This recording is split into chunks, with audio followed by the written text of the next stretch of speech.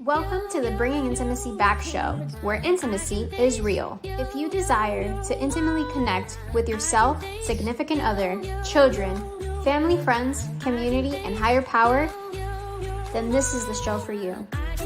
We explore intimate topics, inspiring life stories, spirituality, and insightful tips on strengthening relationships. The show is hosted by Dr. April and her co-host, Coach K. Let's get this episode of the Bringing Intimacy Back show started.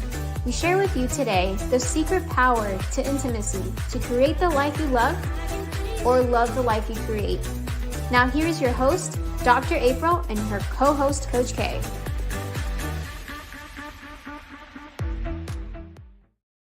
Welcome to the Bringing Intimacy Back show, where intimacy is real.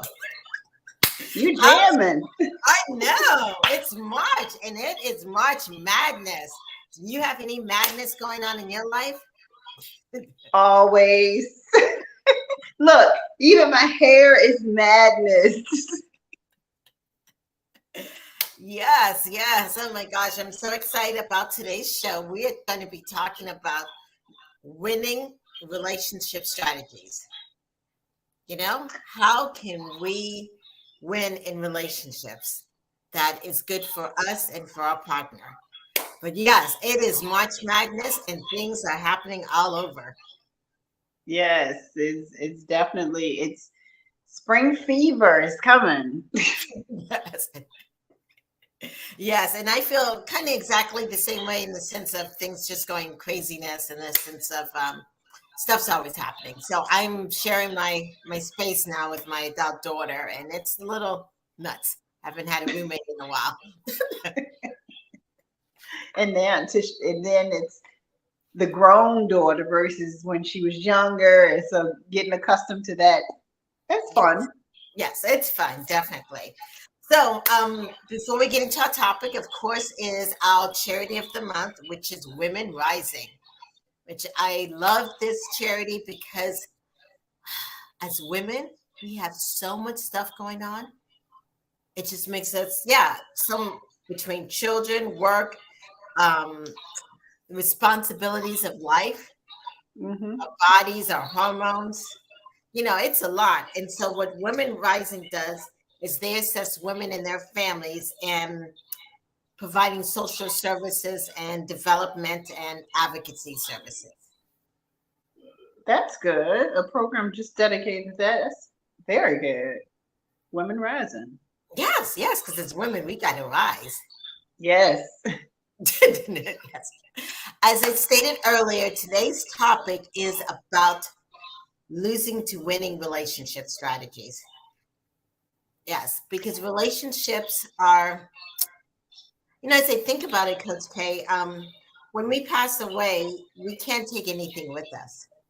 Right. What matters in the end is our relationships. That's the one thing, that's the most important thing that's left behind. Yes. Yeah. And it's how we live our lives, and it affects everything else that we do. It really, in that, especially that relationship with yourself, because that spews out into the relationships that you build and have with everyone else. Definitely. So we're going to take a break. When we come back, you and I are going to come up with some relationship strategies to help all our audience out there. And if you're out there on Facebook, Twitter, Instagram, and you have a question, you're like, how can I make it in this relationship? Let us know, because we're going to give you some strategies. We'll be back in a moment. Are you a business professional? Dr. April Brown's latest book is for you. Whether you are newly hired or managing a team of employees, her 30 intimacy-driven business principles will help you progress towards career success. Learn how to show up as your best self at work, what it means to cultivate a meaningful career, and how to avoid burnout, all while living up to your highest professional potential. Improving Intimacy, the book for business professionals, is available on Amazon in Kindle, Audible, and paperback. Search Dr. April Brown on Amazon to view all her books on improving intimacy for yourself, spouse, spirit, and more. Welcome back to the Bringing Intimacy where intimacy is real. And today's topic is about winning relationship strategies. So just like in basketball, as we're doing March Madness, or in any kind of event, if you're struggling in your relationship and you're trying to, maybe you're struggling with yourself and you're like, oh my gosh, I want a relationship. I want a relationship. Really, and you're not doing anything about it, you're really sitting on the bench. Right. Yeah. Yeah. And so as you get off that bench and go into this feel of connecting, I think one of the number one strategies of relationship is knowing yourself. Oh, yeah. Very important one. Yes. Yeah. And not losing yourself. And what I see in a lot of relationships or some couples or whatever, it's sometimes a partner lose themselves. They are so like, I'm so invested in this other person that I'm just going to take on everything they like. You know, how they wear my hair, clothes, dress, everything. And keeping with and thinking about the sports, especially, in basketball, we think about how many young people, they want to be like, I want to be like Jordan. I want to be like LeBron. So they work towards that. And it makes it difficult for them to come into their own style of playing. And that is exactly what happens in relationships. Like they start to walk in each other's pathways. And you either are now in the way or you're in unfamiliar territory. So you can't formulate a genuine connection. Mm-hmm. Yes, definitely. So I like how you put that. Yeah, they're like coming together in some aspect or in the way. Yes. And that same aspect, I think the number two strategy is to help people remember that when you're there with a partner, it is a team. Yes. And that is not 50-50. That's something that's been taught for years. Relationships are 50-50. Well, to me, and I get where they're coming from, but it's 100-100. We strive for 100-100. How about that? We should strive for that, having your full self present versus 50-50 is easy. That means you just got to halfway do it. And I guess, and with the 50-50, someone says, well, if he's not talking, I'm not going to talk. You know what I'm saying? Yeah. And that's, yes. Yeah. If she's going to give me an attitude. Yeah. That's what 50-50 would get you every single time. But if you are striving for 100-100, if someone's not talking and you want to give 100% of yourself, then you start that conversation to find out, well, what's going on? What's missing? What can I do to X, Y, and Z? Right. Right. And another one that I hear about in this whole 50-50 aspect is, he wants sex from me twice a week, then he must do this twice a week. Or the bargaining. The bargaining, yes. Yes, definitely. And there is no room for bargaining because, and I guess we can go into strategy number 3. There's got to be a compromise. Yeah. Yeah, when you work together as a team, we sometimes go in and out of roles, even as the long-term marriage, that in the beginning, maybe one person is the sole provider, one stays home with the kids, then it switches, you know what I'm saying? Or one person has cancer may help this person. It is the intertwining of roles, just like. And again, keeping with that sports theme and thinking about that, 2 going into 3, as a team, everyone has their role. The center, the guard, the shooting guard, point guards, right? But like you said, every once in a while, you have to rotate those positions. And that's the same in a relationship. And I love how you put that. Right now you may be the sole provider, the breadwinner per se, and the other partner has to be at home and doing more of the home things. What I see in today's world is we can't get beyond the starting five to see who's going to come off the bench and play later. And what I mean by that is, if this person is not at this stature right now, if we're not, things don't look like this, I don't even want to entertain it. And so we're finding so many people who are just jumping into relationships just because of what is in today. And then long term, it doesn't pan out because they didn't think about, well, I might have to switch a position. I may not be my husband or future husband may not be the provider I want today, but does he have the potential to be? Right. And that's why we have the bench versus the starting five. If it was just all about what's going to happen in the end, you would just have 5 players on every team for basketball. They would have to play the whole game. Everyone would be tired and burnt out.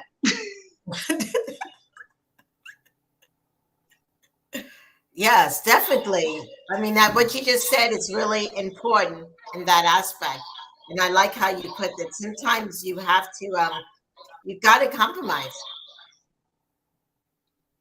You absolutely have to. And understanding that compromise does not mean giving up yourself. Mm-hmm.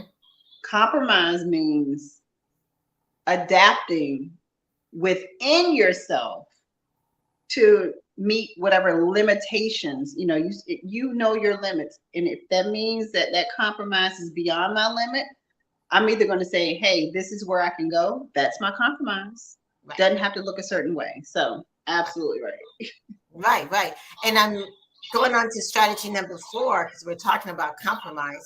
I'm thinking about also that sometimes when you have the ball, sometimes you need to pass it. Yes. Everything that your partner does, do you need to sit there and focus and yell and scream? Sometimes you need to let things go. Pass it on. Let's not I love it. You know what I'm saying? Yes. Yeah. You can always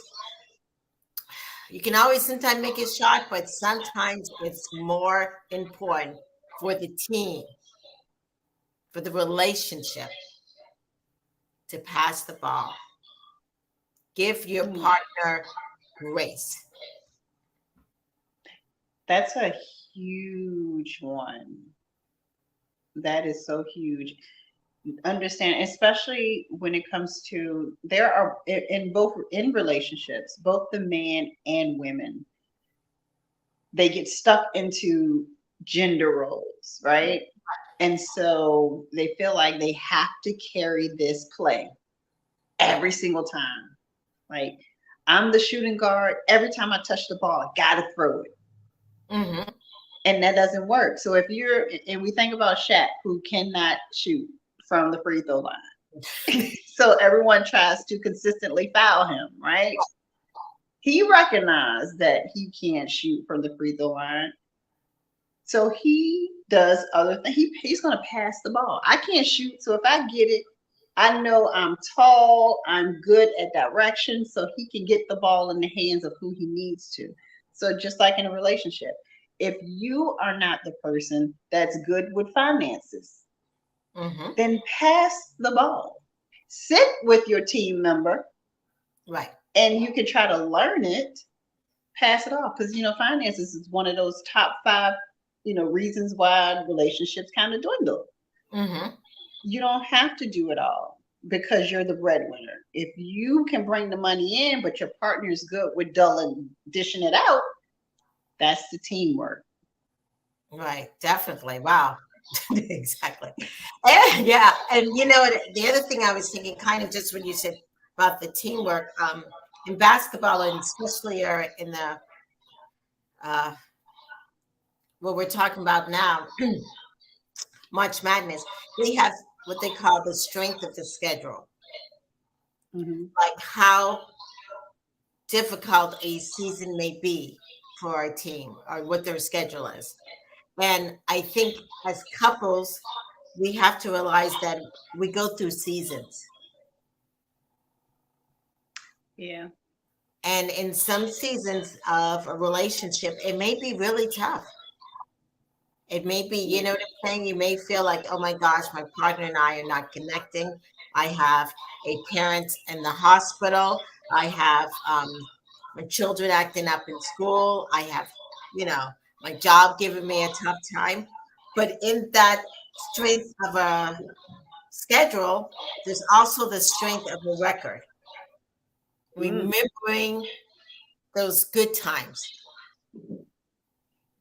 Yeah, building your intimacy bank and building your trust bank. Exactly. And that's I love this season. So we think about, I'm gonna bring everything back to sports now. But yes, that's where we're on. Yes. So we think about the off season of a football. I mean, a best or any sports schedule, right? You're supposed to continue to exercise and keep your stamina up and your strength up and eat right so that when the on season is, you're just on point.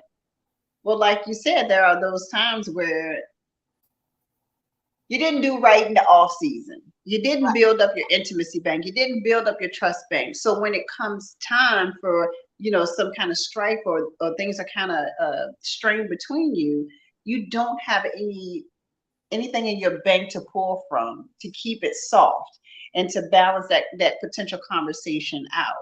So it's important to, during the off season or during those tougher times, draw from your intimacy bank. But it's more important that during the on season, when things are awesome, Right. do the extra things that add to the bank.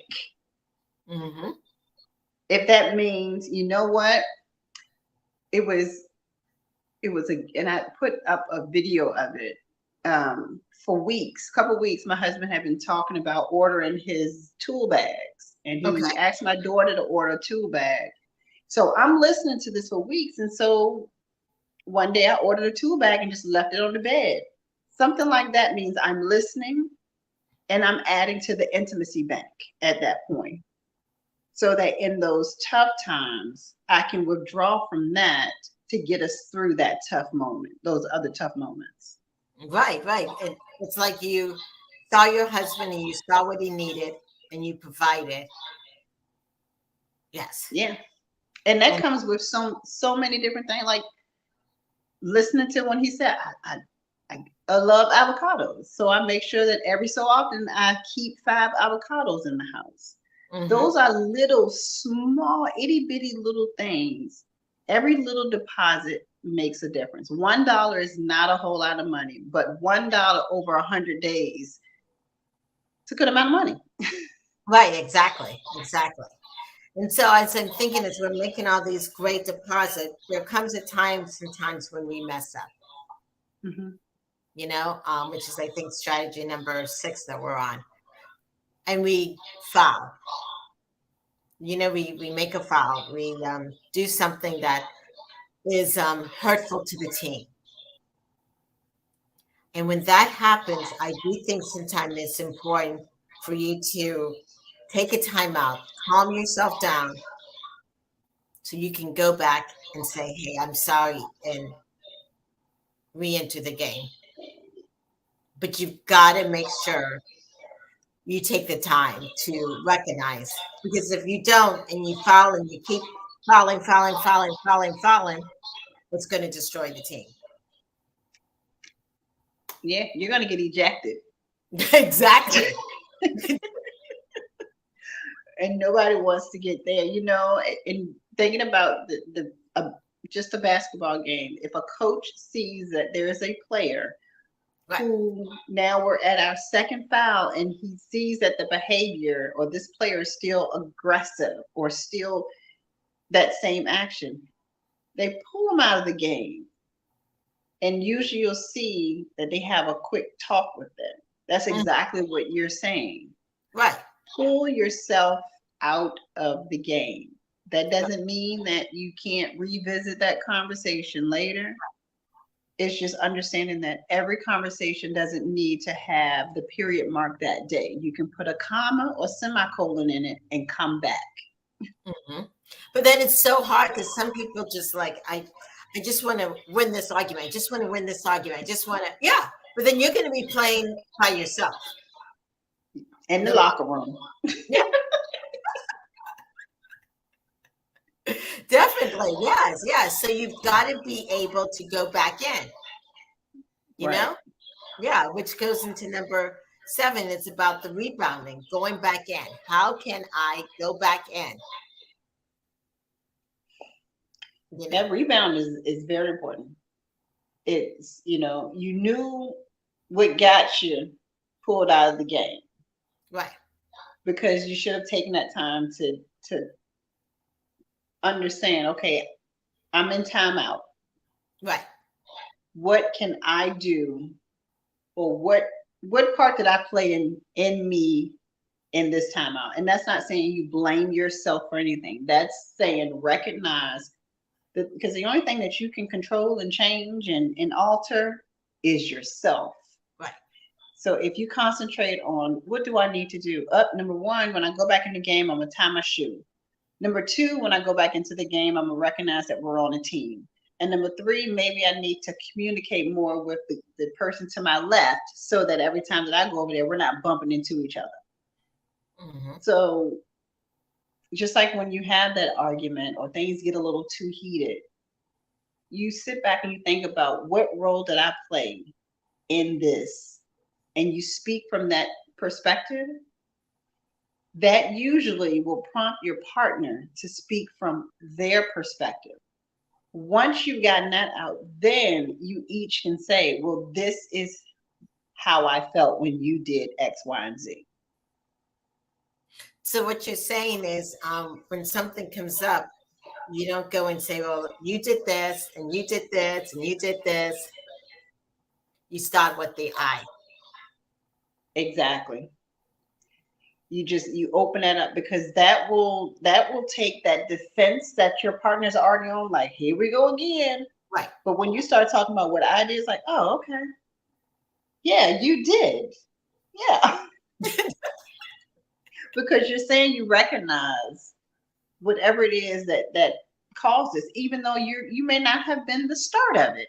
You're pointing out the part that you played in it, and in hopes that the conversation can keep flowing. You're not doing this because you want them to admit what they did wrong. You're doing this to show this is what the role that I played, because I want us to have a better conversation. Mm-hmm. Right.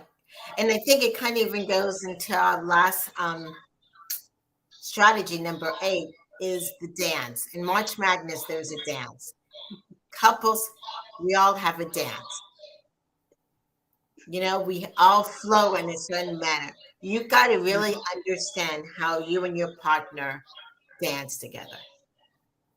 And if you like that dance, or if there's issues with that dance, you got to be aware of it so you can make changes to it. Yeah. And switch your lead. When I do my couples mindfulness class together, I always say, you decide who's going to take the lead, and then X, Y, and Z. And so sometimes the husband might take the lead. Sometimes the wife might take the lead. If we're talking dual partners, the more dominant partner may take the lead one time, and the more submissive partner may take the lead. So that dance is recognizing who's going to take the lead, playing your role in the dance, and every once in a while, do a dip, change it up, do a twirl. I love that. Yes, yeah. Because when you shake it up a little bit, it just brings so much drum roll, excitement. Yes. Yeah, yeah. And I think what's really like people love March Madness is because of the excitement. It's the buildup of teams and doing things differently. And that's how you should be about your relationship. You should be excited about it. Yeah. Absolutely. If you're not excited about your relationship, not just your partner, if you're not excited about the relationship that you have with your partner, take a step back and reevaluate it. Why is it that that person excites me but our relationship doesn't? Because those are two separate things. Mm. Think about somebody who may have won the championship, but they're still unhappy with the team. That's exactly what that is. So Right. let me take a step back. I'm winning because this person is awesome, but the relationship that we have is off. And how long can we continue to win if we're faking this relationship? Hmm. Wow, that is powerful. And as I think about all the work I've done with couples, and sometimes, like you said, they love the partner, but they're not excited about the relationship, Mhm. and we've had to really look at everything in the sense of where they're living, their schedule, if they're running around 50 million things, helping 50 million aspects, even down to their health. Mhm. You know what I'm saying? Yeah, that the food we're eating, the lack of exercise, the money we're spending, the money we're not spending. It's just a variety of different other aspects. Yeah. So we don't, it's not a lot of people that think about that. It's more, love is not enough to Mm. sustain any relationship. Love is the bare basic minimum. It's like the sheetrock that goes up. You can live in a house that's just sheetrock, but eventually it's going to get knocked down. Love is not enough. It's understanding, it's boundaries, it's communication, it's respect. That's a big one. So that's the pieces that play into the actual relationship. The people are the sheetrock. They're the bare minimum with a little love. Yeah, and just because you mentioned boundaries and respect. And when you talk about respect, it's not only just respecting your partner, but kind of going back to that first strategy we gave, but also respecting yourself. Absolutely. What um, are you letting yourself be exposed to, or even yourself? What are sometimes we don't even respect ourselves. And it's so important for us to have boundaries. It's huge because a boundaryless relationship today turns into resentment and chaos tomorrow. Can you repeat that one more time? A boundaryless relationship today turns into resentment and chaos tomorrow. Hmm.